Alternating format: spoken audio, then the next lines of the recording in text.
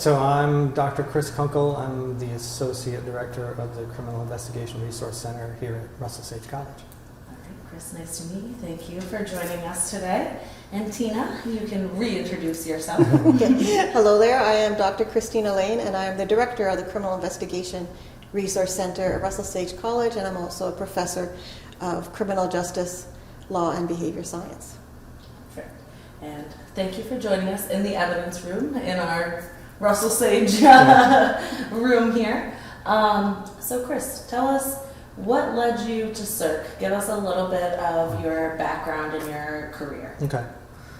So I started my career as a forensic scientist. I was a chemistry major in college, minored in forensic science, and got a job with the Florida Department of Law Enforcement, where I worked in the Trace Evidence Division. And I also assisted in crime scenes. So we processed trace evidence as it came into the lab from crime scenes for later analysis, either for trace evidence or DNA.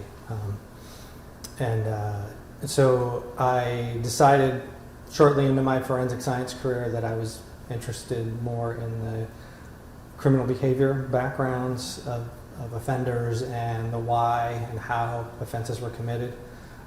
So I decided to pursue a graduate education, and I went to the John Jay College of Criminal Justice. I got my master's degree in forensic psychology, and then I went on to get my doctorate in clinical psychology at Long Island University, UCW Post. From there, I started working in the field. I've worked primarily in secure facilities and prisons as a treatment provider, and then in leadership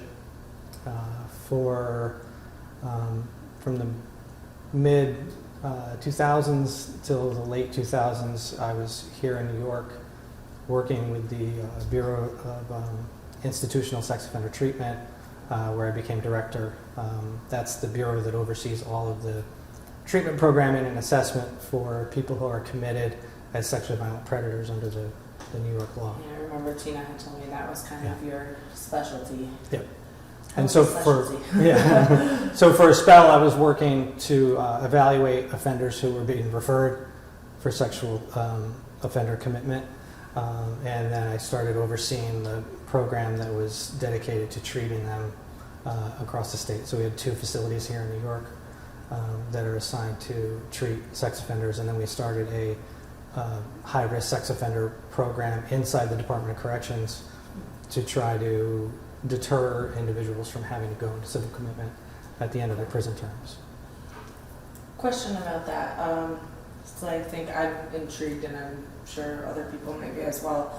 What does that kind of treatment look like, and how does it differ from how you would treat, say, just violent offender? There's some crossover there. Right? There's some risk factors that they share, obviously, if they're a violent sexual offender, and violent meaning physically violent. Mm-hmm. Because all sex offenders are considered violent, of course, they're against the victim. But yeah, some child offenders are very coercive. They're not as typically forcefully violent, but they use other techniques to coerce victims.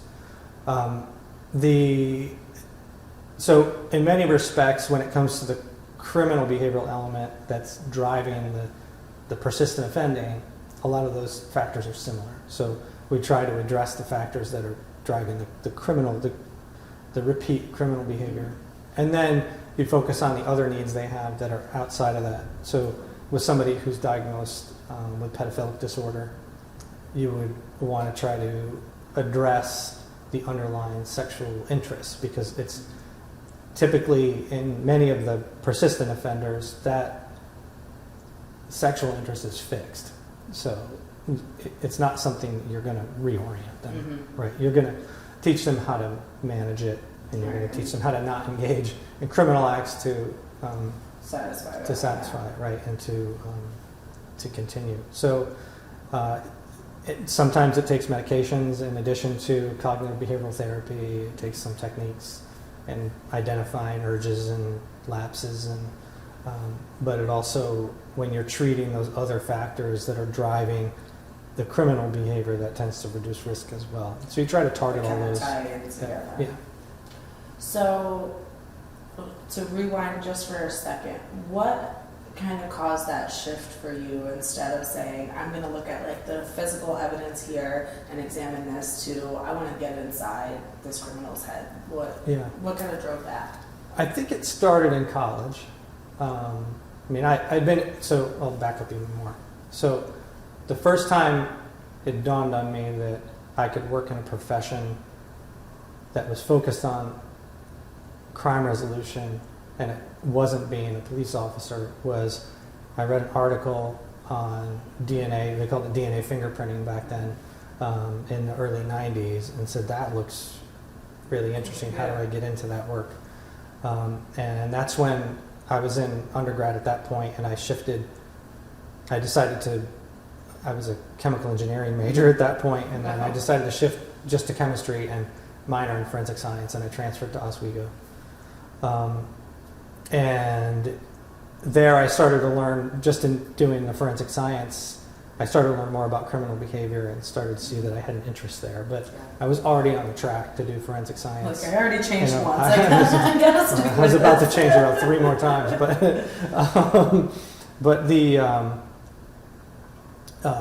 So once I got the job at the crime lab and I started going to crime scenes and I started understanding and processing more sex crimes and homicides in my job, I realized that I was really interested in the background and the why. So I started to look into that more. I went back to the local state college in Florida where I was working and started taking courses in psychology and realized that, aside from Psych 101, which I took years ago, that there was a lot more interesting things. And I started learning more about psychopathology, and I realized that was the track I wanted to go on, and I needed to shift. Well, and I'm sure from having that experience with the forensic science and then working with trace evidence that you were kind of like, okay, now I can piece this with this and have more of a full understanding. Yeah. So I've always gone back to the forensic science training and the crime scene training.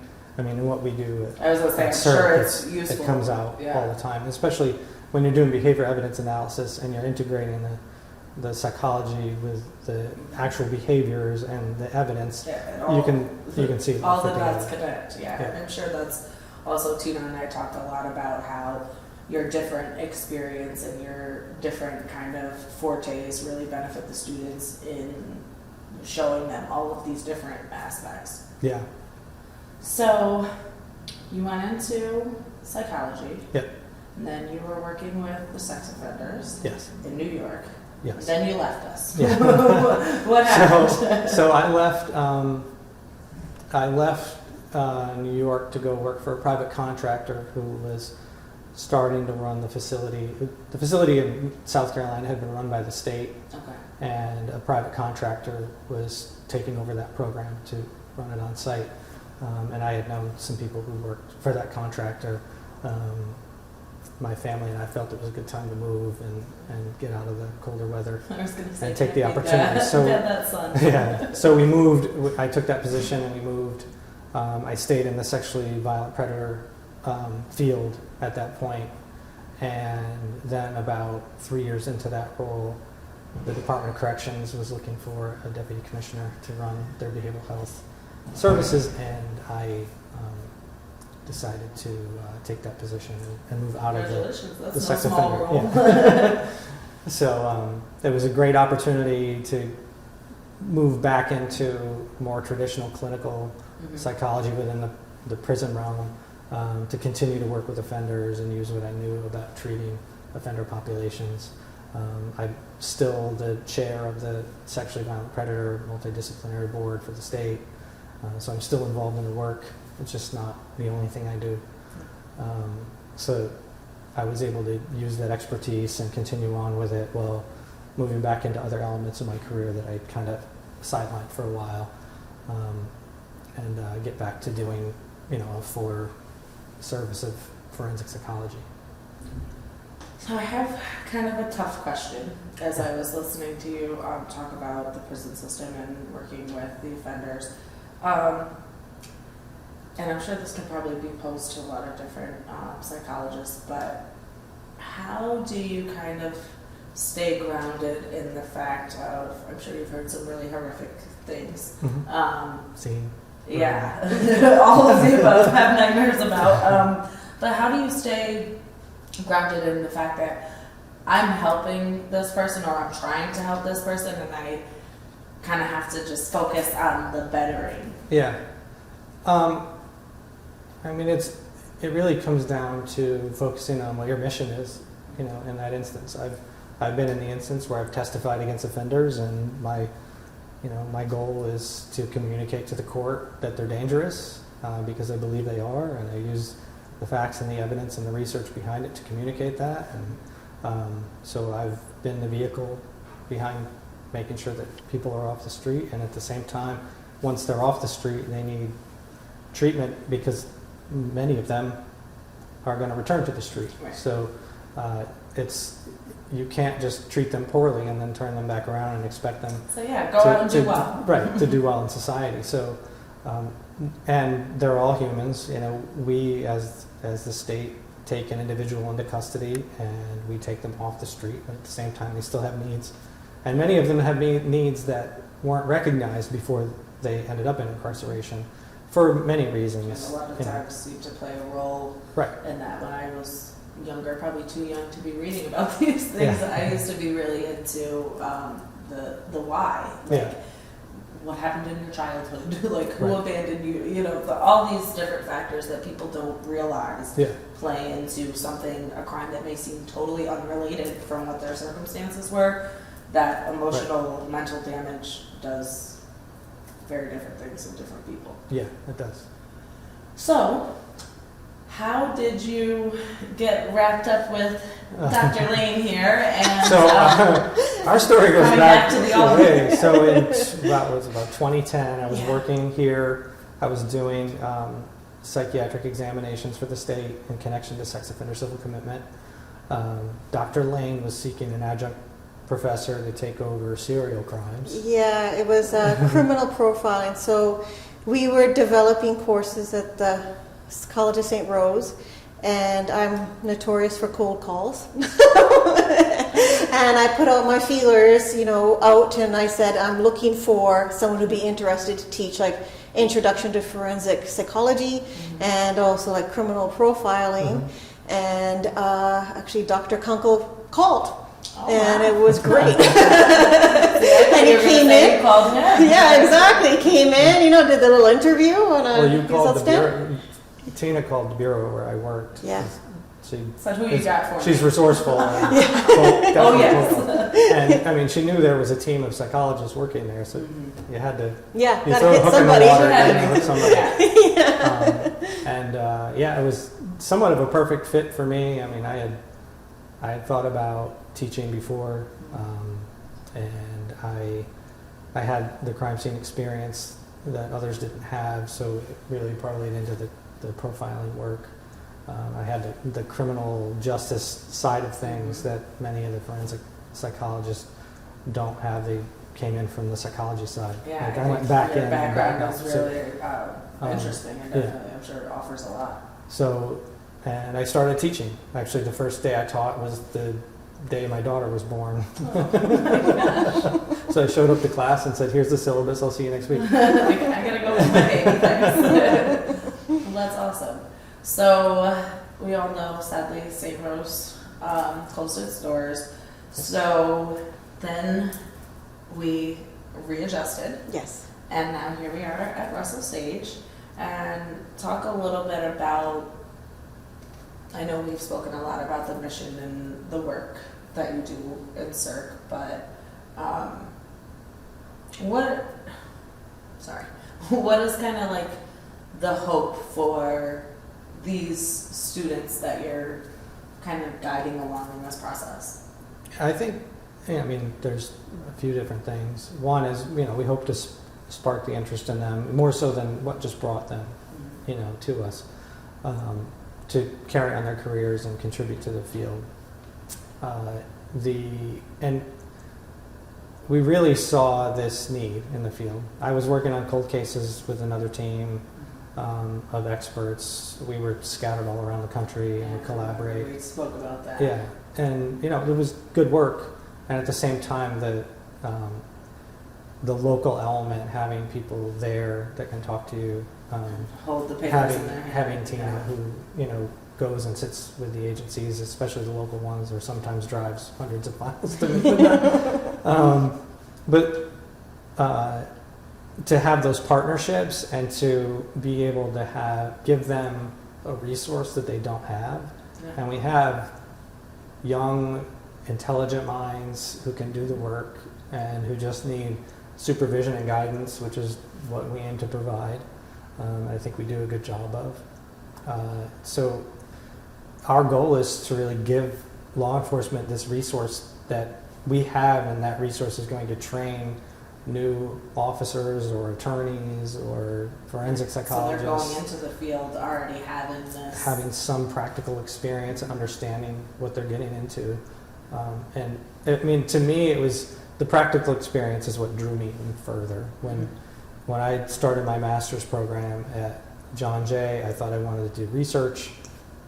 I approached a professor about doing a research project with him, and he said, "Don't do that research project. Come work on this one that we're working on, and also work at the federal prison while you're doing it as an extern." And I was just taken in. Like as soon as I got there and started doing the work, I realized this is what I want to do. Like I hadn't want to physically do it, not just right. I didn't want to just study it. I wanted to do the psychological testing. I wanted to sit with the offenders and talk to them. I wanted to hear the backgrounds. I wanted to digest it and analyze it. I didn't want to just look at documents and see what have somebody else do it. Yeah, exactly. What someone else found. Yeah. So, I mean, those practical experiences are everything when it comes to your training and your growth as a professional. To just sit in a classroom is, it can be enlightening to some, but others it just doesn't click that way. So.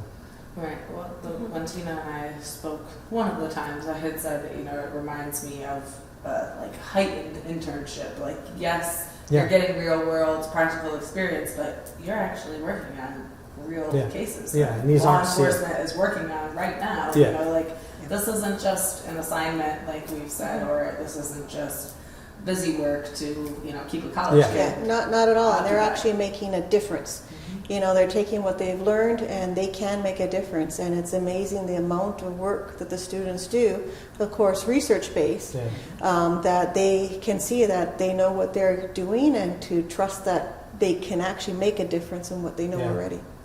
Well, and I just can't imagine the reaction of the employers when some of these students are going to come in as workforce ready people and say, "Hey, I've done this, this, and this." Like, oh, what? Didn't you just graduate? Like, how do you have this real world knowledge? And I think that's just one of the crucial things is that they learn to lead, because we do assign case leaders, and they also have to learn to take initiative. If you just walk in there and just sit there, you're not going to get anything out of it. And I do find the students that are just sitting there and kind of lost, and I help them along and give them the courage to actually take initiative. Yeah. And then they start rolling along. It's a wonderful process to watch the immense work that they do. And to understand the professional product too. Yeah, that was something big we talked about. Our aim here, as long as we're talking about goals, right, is to give a professional product to the police.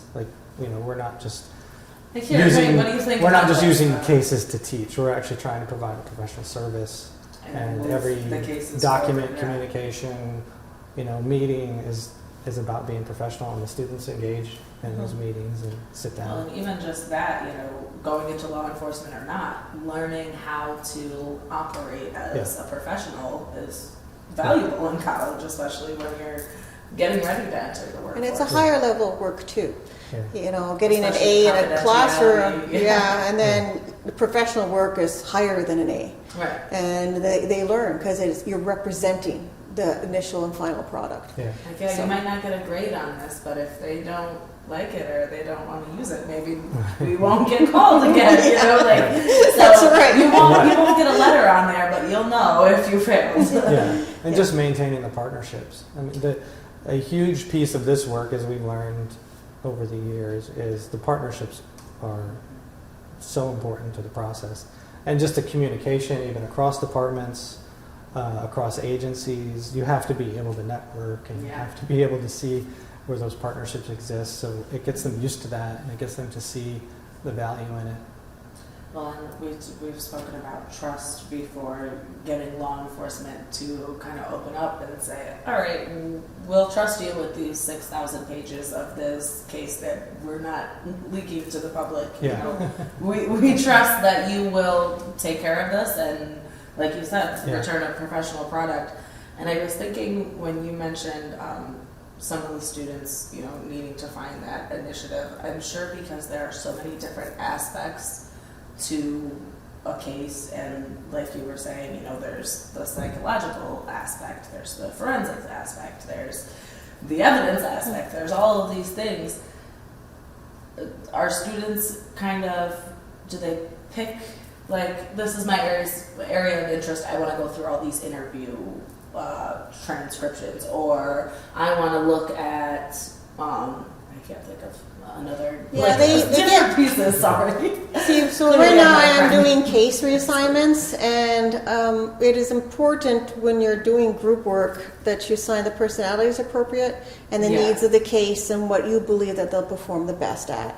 So we have one case, it's almost 100 phone calls that need to be transcribed. So I assign students. I already have one student that's leading, and he says he loves it. And then other students, once they're assigned, like, are you happy with the work that's needed for this particular case? Most of them say yes. And they said that they're exposed for a whole new environment and world of how people talk, and they're really enjoying it. And then there's some people, you know, instances, I'm not really enjoying this case. Can I have something different? And I'm like, fine, we'll move you, because you have to be very versatile when you're part of our center, that you'll get moved when needed. And if another case gets hot because the police investigator wants more information, I move students where the This needs is are what we're there. focusing on. Yeah, so it's very much important. your world. Yeah. Yeah. This is what's pressing. This is the Yeah. breaking news. Mm-hmm. Focus on this. Yeah. And I'm sure you're a testament to that moving around, and You- that you need to know yeah. how to do different Well, I've things. always taught students in profiling class, one of the things that I tried to instill in them is to, when you do behavioral evidence analysis, you're relying on your own experiences as much as you are, you know, to understand the world, right? So you think of yourself and how you interact with people, and listen to how people interact, and try to understand how somebody might behave. And to also consider that somebody might not react the way you react. So you can't just look at yourself. So you have to have those multiple experiences. Points of reference. And you'd be amazed at how much work it takes to reconstruct the map of an area from the 1960s. It's a lot of work, let alone They locating don't the just map of exist the all the addresses, time. We were right? even talking about the difference of Crossgates Mall from 1998 to now. Oh God, yeah, big difference I there. can't even, when I used to go as a child, like there's a whole bunch of the parts of the parking lot that are changed, and my brain has just, oh, we don't need that information anymore. So I don't remember what it looks like, but I know it didn't look like this. Yeah, it definitely did. But so I can imagine how that would be so difficult, and also wrapping your head around, no, like this has looked like this all the time I've seen it. What do you mean this building wasn't here, or Yeah. this was woods? Like, Yeah, and that's where the students go to the archives, and they have to dig these up. But I do have to know, you know, I know we're talking a lot about the students' work, but for that professional product, you know, Dr. Kunkle and I, we filter it, we guide them, and we are always there in what's needed to be the next step. So the professional product is done. So we can actually put our names and the center's names on it. So we have a very refined professional product at the end. It's not just, okay, you do this work and I'm just going to give this Yeah, over to just the pass it police. along, right. We don't do that at all. You know, because you have the experts working on the product. right. Well, and I'm sure with both of you not always being professors, that you have that personal pride of, you know, my name's on this and I'm helping work on a real life case. I want this to be to my standard. Yeah. So that's definitely good to know. Thank you. And I don't think that's always comes across right away, because it is out of college, and this, you know, is students. So to know that we do have two professionals at the head who have had plenty of experience in many areas shows that these students are in good hands. And when we came to Russell Sage, one of our other goals was to expand what we do. So obviously unresolved cases are important, and we want to be a resource for that. But there's so many other elements to criminal investigation and learning that we can provide to the students. So we've expanded into other areas of research, or just in some instances we've just done research for a police agency, not even really gotten the case in our possession. There's just pieces of the case that they want to That are research. out there, yeah. And we have the manpower that can do that in the background, and the students can still learn from that. They're still working on something real, but the police don't necessarily have to give us an entire case file in order for that to happen. So there's a lot of other factors, and then we're partnering with some other agencies to do some more work too. I've And noticed one of the new posters in the hallway laying out all the different things you do. I'm like, oh, I didn't see those last time. Yeah, definitely, and like we do have other projects. The one that we are working on is a serial mapping project that we're working on currently. And so right now we're taking publicly available information for missing and unresolved homicides, and we're building a database and mapping to see if there's any correspondence with predators versus missing. Find serial killers. Yes, because even though we gotta not look at them, there's a possibility. There is a possibility, and it will be a useful tool that can be utilized when people are looking back at the cold cases. So it's a huge project, and it's phenomenal how quickly the students are getting it done. That's like you said, that's a totally different aspect. People wouldn't think, oh, they're working on maps. Like that's not the automatic thought, but someone would have had to do that, or like that's going to be helpful that someone may not have had. So I kind of brought up cross gates a little. Right. I'm sorry, I gotta do my Not wink wink. So, from talking with Tina, I understand certain things can't be shared, and especially on active cases. Yeah. I hear that you've done a lot with the Mary Lyall case. Can you share some of? So yeah, I mean, I can share. It's already been publicly shared, really. Yeah. So in our work with Mary Lyall, so we met Mary. We got involved with Mary back in summer 2018. Like as soon as we started, and Mary's been a driving force behind us through all this. I had met Mary years before doing the Ride for Missing Children. Knew of Susie's case. I knew Mary would be a catalyst for things.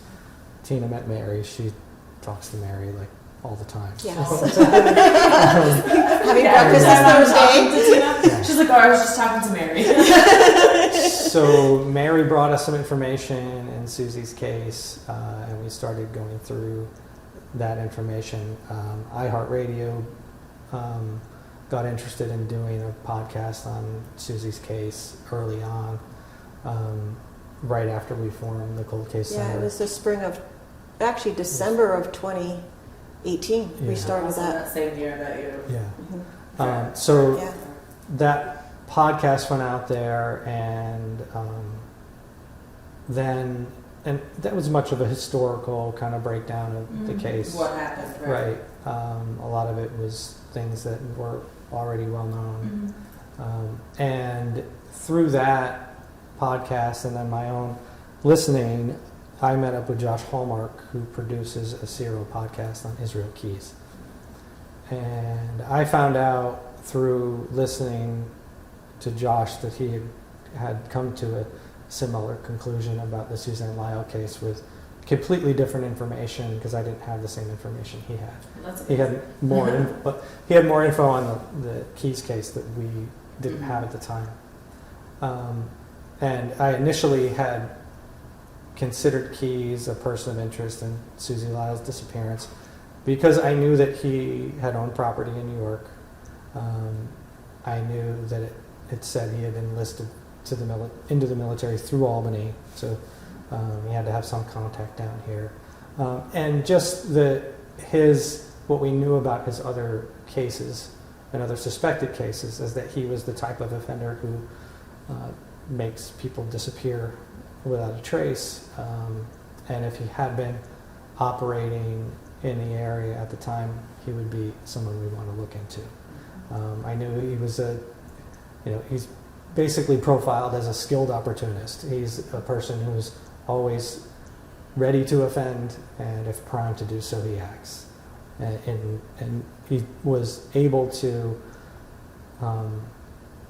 go without detection for so long because he would only take opportunities that were going to be beneficial to him, and he would size them up. Like you said, as proof that he didn't leave a trace, Right. It shows that he was very calculated and methodical with Right. his And actually what efforts. led to him being captured was him losing more control over that and being more exposed.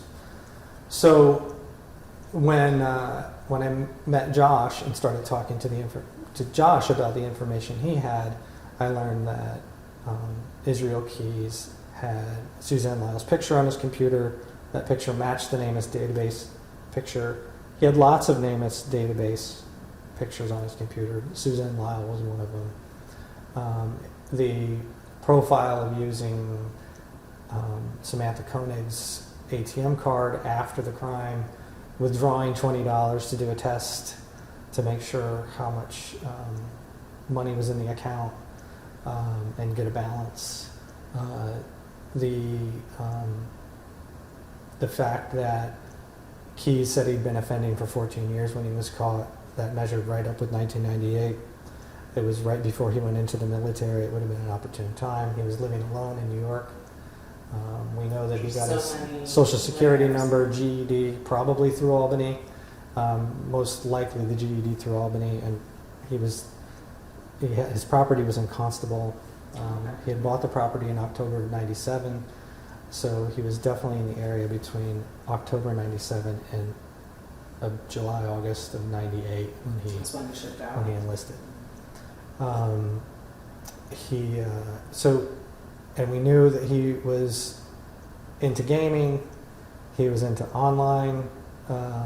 He was almost the same age as Susie. He would have easily blended into the background. We just started to see that this was more than just this should be a person of interest. It was becoming more likely that he'd be a good suspect. I also learned through Josh that there was a sighting by a woman. She called us in after Keys was arrested, had no involvement in the Suzanne Lyall case, no mention of the Suzanne Lyall case, just called and said she had had an interaction with who she believed to be Keys. It was probably in the early spring or late winter of '98, so like February, March '98, in the parking lot of the Marshalls across the street from the Colony Center Mall, which is where Keys enlisted through, was through the recruiting center at Colony Center, where a guy matching Keys' description described what he looked like, talked like, approached her and said, how old are you? And So sketchy. made some other comment, which she thought was strange, and then he was gone. So we have him in a But shopping didn't center. much of it Yeah. until she saw the Right. arrest. Yeah. So we have him in a shopping center parking lot, close to where Suzanne worked. Right, And then we learned later that there was a mention of Suzanne making a comment to her manager that she had a stalker, and he didn't really know what she meant. He kind of took it off as half kidding, but we're not really sure what the context of it Right. was. And that was shortly before she went missing, right? Right.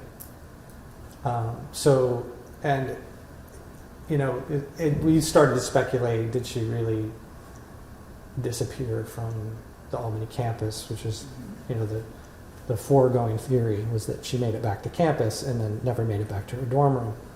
But what if she did? But what if she didn't? And, we started looking at Crossgates Mall, the exit that she went out of, that her manager said she went out of, that everybody knew she went out of, and that is not safe area. If someone is Tina's quote was, "If I was going to take someone." that's where I go. That's what I do. But that's, I mean, Yeah. that is what you think of when you think of a back Yeah. entrance to a mall. There's dumpsters. It's not well lit. There's not a lot of people back there to see, to hear you, Yeah. anything. And a little over a year ago, a production company was doing a piece on Josh's work, and I came here and walked the campus with Josh, and we went to the bus circle and looked at the dormitory and the building and the proximity, and it just doesn't make sense that someone would disappear in Wouldn't that make short. it from there to there. Yeah. Yeah. So, and you know, there's not 100% certainty she was on the bus. I know they had a witness One who eyewitness, said right? that she was, Yeah. but it also could have been the night before, or you know, or a couple of days before. People make Or mistakes. It could misremembering. have been another brown haired girl. Yeah. So I mean, it's so if you put all those pieces together, Israel Keys is a solid, likely suspect. I'm not saying he did it. I don't know. We won't know until we know. Yeah. And I'm not saying it's not somebody else. It could be, but given all the information we have, it's a very, he'd be on the top of my suspect board if I were working on a case. So, 2 questions with that. How likely, I am not a keys expert, how likely do you think he would be to share, not even just Susie, but any other crimes he had committed? Because I know from watching true crime, like an obsessed person, that there are certain offenders that like to brag about what they've done almost, or even embellish about things that they've done, and then there are the other ones who like to taunt law enforcement, like, haha, catch Yeah. Have me you again. seen his interviews at all? Yeah. And Yeah, he- the FBI has his interviews available to look at. And he wasn't one who wanted to brag, Okay. and so he's dead now, of course. He committed suicide in prison in 2013, but while he was awaiting these cases, and what seems to have been happening throughout their ongoing interrogation of him, trying to get him to tell them more, he would say, I'm only going to tell you the things that I think you can figure out on your own. So, and I'm going to do that in my time. He at one point told them he would give them everything, and what everything meant was probably everything that he thought they could figure out. Mhm. If they gave him an execution date, and that was far more complicated than Keyes understood. Yeah. And so I think he was also, just listening to the course of the interviews, he was growing frustrated with the process. He was always concerned about how much material was going to be out there about him, because he had a daughter that he actually cared about, seemingly. I was going to say, imagine. He seemed to at least care about her. But, you know, Josh always reminds me with a grain of salt. But he also may have left her in a hotel room while he went and killed somebody. So, So, caring is, it's relative, right? yeah. So, yeah. So, and he killed Samantha Koenig while she was in the house next door. He was in a shed. But, so yeah, I mean, So, not, yeah, a, father not of a, the year, not a for sure. warm, yeah, not a warm He was close father of the by. year. But I think he was losing control of his ability to Control the mask situation. and control the situation, because he would. I noticed in interviews he would catch himself. Right, he would, because he didn't. He's not one of those people who wanted to willfully lie. He's not like, if you listen to John Wayne Gacy interviews, he's a willful liar. Yes. He just creates stories and states them as if they're the truth, and is appalled if you disagree. Keyes was not that type of person. Just as dangerous and evil, but at the same time, he wanted to be honest. So he would lie through exclusion, right? He would just not answer the question. Yeah, not include everything. Right. Like he would give you a Like, tidbit. yeah, I was in Albany. Oh, I don't Yeah. remember when. Like And you that. would see when he started to relax, he would start to answer the question and he'd just stop. and then he'd try to like kind of Dance around. lose a lot of it yeah. or just kind of quiet down. Or he would, like, if he started to be too honest, he'd start to mumble, you know. So I think he was really losing the ability to keep it masked anymore, you know. And in your professional digging through the minds of these folks, what would you hypothesize is the reason that he would start to be honest and then shut down? Just more of a personality thing, or? Well, it's the first time he was living in captivity, right? It does interesting things to people when you're under lock and key every day. So you start to have to adapt, and you know, he was living with urges that are pretty apparent in his crimes. You know, he engaged in necrophilia with Samantha Koenig, with her remains. He was, you know, he murdered a couple that we know of. He murdered a woman from New Jersey that he is said to have brought her body somewhere in New York. And then he speculated to have killed, you know, at least a dozen more people. One of them, you know, we think maybe Suzanne Lyall. He lived with deviant sexual urges. It's clear. And he didn't want to talk about those. You know, he said in one of his interviews, like, those are the things I've done are my things. Like, they're my private life. I don't want to talk about these things. And in my experience working with offenders, especially in the sex offender treatment realm, that's the breakthrough, is they don't want to talk about what their deviant fantasies are, and trying to get them to trust somebody to sit with them and to trust them with those deviant fantasies so they can help them manage them is a huge leap to make.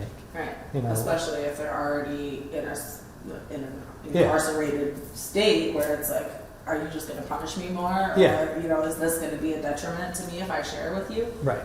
And people want, you know, victims and victims advocates want offenders to be accountable, and I don't disagree with that. And at the same time, you can't force them to be accountable, and you can't make them spit right. it out. And the path to controlling behavior isn't always through someone's accountability they've shown.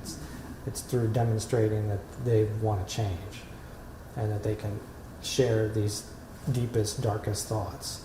And to think that somebody can just randomly sit down in a room with someone they don't trust and just tell about their darkest, awful things. I mean, even people who aren't sexual offenders right. would have a hard time with that. And then there's others who want to share it because they actually want to victimize you again, right, through telling you. Yeah.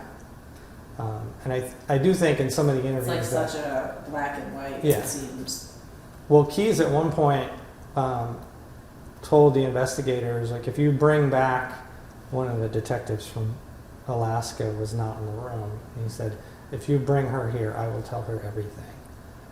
And they said, why? And he said, that because that's just who I am. So, you know, there was a certain there was a certain time when he was willing to go there, but it wasn't. It was only under his terms, like you said, very much. His terms and his victim. Yeah.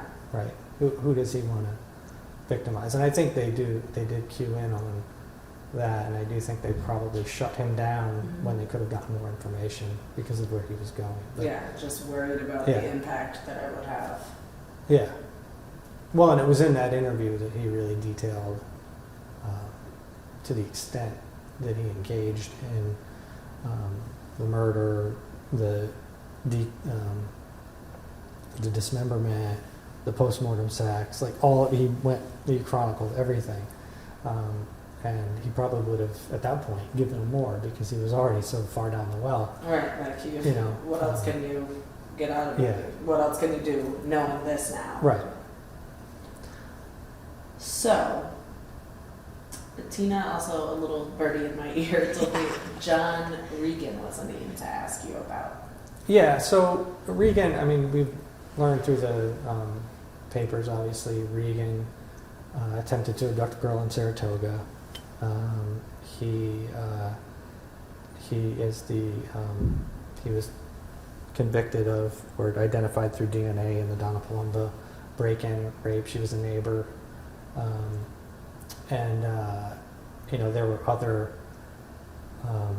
things that came out through that investigation, right, where he had been stalking people he worked with. And he did a couple of rapes too. He did not just begin Yeah. with Palumbo and end with Ferguson. So I don't know a lot about his case. I know through the papers that he was being considered for civil commitment. That was after my time. And he was civilly confined. Was he? Okay. They were Yeah. successful with that. So, I mean, with a lot of these individuals who, I mean, I'll just say this generally about civil commitment.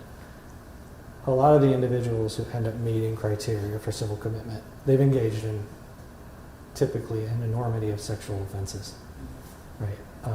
Usually at least two. Yeah. Most people don't get referred with one offense unless it's pretty severe, Heinous, yeah. you know, or it's a course of offending that's so heinous and they pled out to one charge or whatever. But for the most part, these are serial offenders. So any one of them, right, if they're in proximity to your victim, you know, and they meet this serial offending pattern, could be somebody that you should look at. So, I mean, in that regard, that's kind of where it is. I know Regan, when he was arrested for the attempted kidnapping, there were implements in his vehicle that they thought were probably a murder kit. Could be explained as a contractor's, you know, lifestyle. Except and for having what those he things. had in the syringe. Yeah, except for the syringe. Contractors don't use syringes. Barbiturates. Yeah. So, and we know he attempted to kidnap her, and you know, it's very likely that he was, you know, if not going to kill her, bring her close to that point. Thankfully, she escaped, and you know, he's been dealt with by the system. But you know, it's not even so much. I think Regan kind of popped up in the Suzanne Lyall case because of his proximity, because of his offense patterns and methods. But it was, you know, he was kind of like a, well, maybe, right? Mm-hmm. Like, definitely not nearly the stack of evidence, like keys, like with these other elements in the profile. I mean, but the disappearing without a trace for keys, however, John Regan, his methods of driving up and grabbing the person, I think there'd probably be more stuff evident, or somebody may have seen something. Right. Yeah. And I mean, I think it's speculated that Regan's responsible for other crimes. Again, I don't know a lot about the rest of that, but what's out there in the public is, you know, I've seen cases over the years, just working civil commitment, where I've said, this guy looks like a good suspect, you know, and I've seen, you know, in civil commitment, guys end up getting taken out of civil commitment and back to prison because there's a DNA hit that convicts them of another crime. So it does happen. Yeah, it completely happens. So, you know, these types of offenders are always kind of, you know, in the back of your head. Yeah. The other element too, why we consider John Regan, is he seemed to have a propensity for red-colored hair. On that level, the long hair, yeah. Ferguson had that. All his other victims seemed to have that color and the long hair. So it made us kind of like, well, maybe, but, you know, not too sure. Yeah, that's just a small piece of the puzzle. Yeah. So, a couple questions in my mind. Let's make sure I don't lose them all. I'm sure I'll lose a few. Spoke about possible murder kit in the back of John Regan's van. Tina and I had talked a little bit. As a responsible reporter, we're putting this out to the true crime community. Mm-hmm. I like to speak with the experts about that line of being interested and helping and overstepping and standing in the way of an investigation. Mm-hmm. So we had spoke about how there were people who had, you know, run out trying to find these murder kits because they, that, imagine you find that, it's like, hey, look. Yeah. It's not gold. You know, with a lot of these, like, we don't have to speak on it, but there was just a case recently where 27 years later, boom, there's an arrest. No one, as far as I know, was thinking about this case, talking about this case. There weren't, like, updates every year or anything like that with a lot of these other infamous Capital Region cold cases. So it seems, but I didn't lose where I was going with that. Oh, it seems that there definitely needs to be a line of, yes, you can be an at-home researcher and you know, an at-home investigator, but what would be your kind of cautionary warning to the true crime community? I mean, you don't want to overburden a system that's already overburdened with things that are seemingly just coincidence, right? So, I mean, I'll speak to the fact that every agency that we've worked with is typically small, and even if they're not small, you know, they're coming to us because they're under-resourced. They need those resources. So when you overtax a resource, it's already reaching out to another resource. Like, you know, if you're just kind of overloading them with circumstantial things or coincidental things, it's not really going to help. If you know something or think you know something, then reach out firsthand. Reach out to the investigators and let them know. Like, they'll take a lead. That's where all this starts. You know, I mean, 90% of the files we work with are tips and information coming from multiple sources or witnesses who were interviewed. So these cases get solved because somebody comes forward with information they didn't come forward with before. They didn't think to report it. They didn't go with their gut. You know, so I don't want to say people shouldn't, right? But don't necessarily try to do your own investigation unless, you know, I mean, it's funny, you're talking about the murder kits, and there's a group of guys out west who are working with Josh now and have been searching for Israel Key's kill kits, and they've made contact with the FBI and they've talked to them about what they're doing, and they're being very appropriate and ethical about what they do. And, you know, also just, I mean, I always try to give a shout out to Josh and his work as a journalist. He always thinks about the ethics of what I'm about to do. Am I just doing this for somebody's entertainment, or am I actually, you know, ethically helping to investigate? Yeah. And, you know, he thinks about his every step, which is probably why I've stayed in a relationship and talked to him for so long. And, you know, and he, you know, only works with people that he really trusts too, so he does a lot of vetting as well with tips, you know. Or even just putting out tips, you know. I've sourced this tip and I've backed it up with something else. Right, so it's not just a random crazy email. Right, just to get clicks, right. So it's there's ethical ways to do it, you know. And if the police, you know, if you reach out to the police and they say, "Hey, we got it, thanks for the information," then you move on. You gotta respect that, right? That's literally their job. You gotta respect it. So.